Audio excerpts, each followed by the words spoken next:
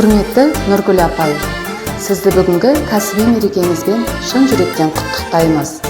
Өміріңіз пештегі ыстық сорпадай қайнап, мансабыңыз аштығы қамырындай өссін.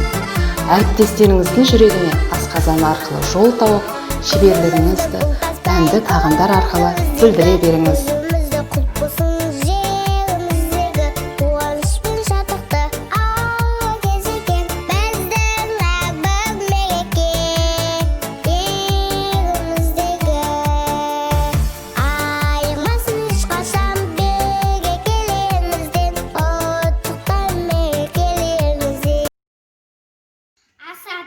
Арқалы.